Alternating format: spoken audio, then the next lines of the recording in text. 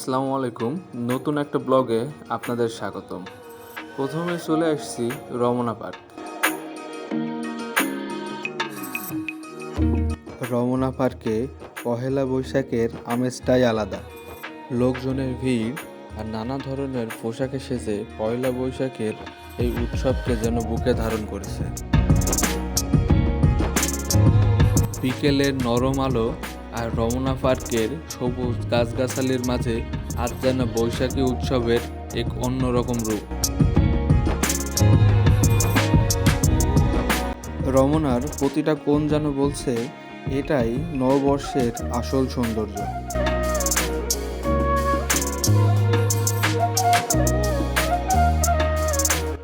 রমনা পার্কে উপভোগ করার মতো অনেক কিছুই আছে, কিন্তু পয়লা বৈশাখের আজকে ঘুরে দেখার মতো মেয়ে ছাড়া চোখে কিছুই পড়ল না।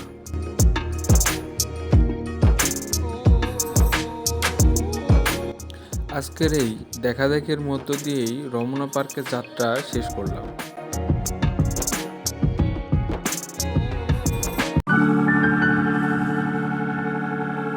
রমনা পার্ক ঘুরে এবার চলে আসলাম মানিক মিয়া এভিনিউতে।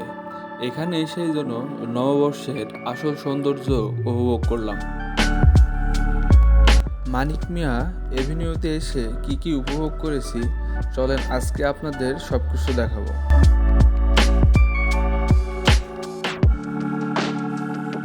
বিকেলের শেষ আলোয় মানিক মিয়া এভিনিউ যেন পরিণত হয়েছে বৈশাখী মেলার এক খোলা মাঠে।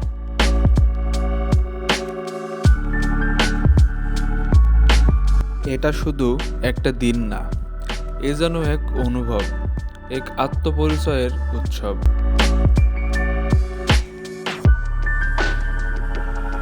এত উৎসব মুখর পরিবেশ, এ যেন সত্যি এক অসাধারণ একটা দিন।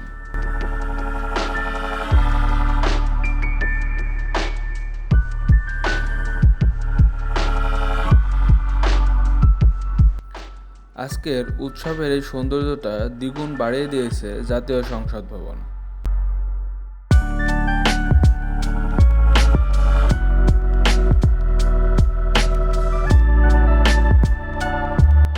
বিকেলে শুরু হয়েছিল কনসার্ট, এর কিছুটা দৃশ্য আপনাদের দেখাবো।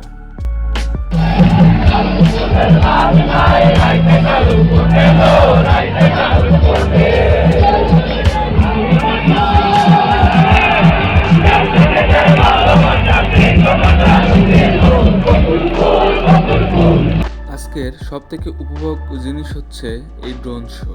বাংলার ইতিহাসে এই প্রথম এত সুন্দর জিনিস উপভোগ করলাম। এখানে দেখানো হয়েছে আমাদের জেনজি জেনারেশনকে খাঁচায় বন্দি করে কখনোই রাখা যাবে না। জুলাই বিপ্লবে অন্যতম সাহসিকতার পরিচয় দিয়েছিল আবু সাইদ, এখানে তাকেই দেখানো হয়েছে।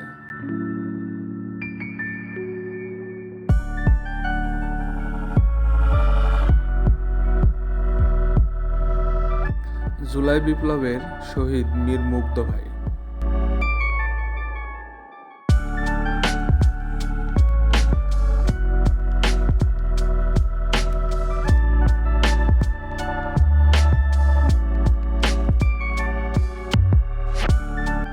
রিকশাওয়ালা, এই জুলাই বিপ্লবে তিনিও আমাদের সাথে ছিলেন।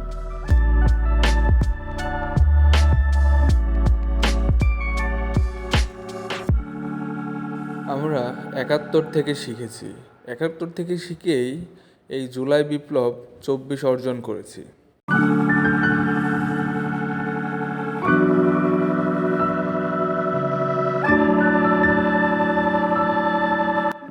Pair for Palestine.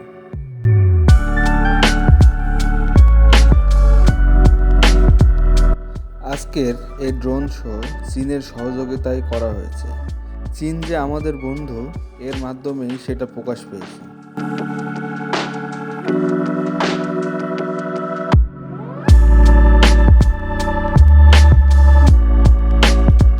আজকের দিনটা কেটে গেল অনেক সুন্দরভাবে। অনেক মানুষের মুখে হাসি, চোখে উৎসাহ দেখেছি আজ। এমন বছর আর কবে পাবো জানি না। আপনাদের জন্য রইল পয়লা বৈশাখের অনেক ভালোবাসা এবং শুভেচ্ছা। ভিডিওটি ভালো লাগলে অবশ্যই লাইক, কমেন্ট অ্যান্ড সাবস্ক্রাইব করবেন। শুভ নববর্ষ।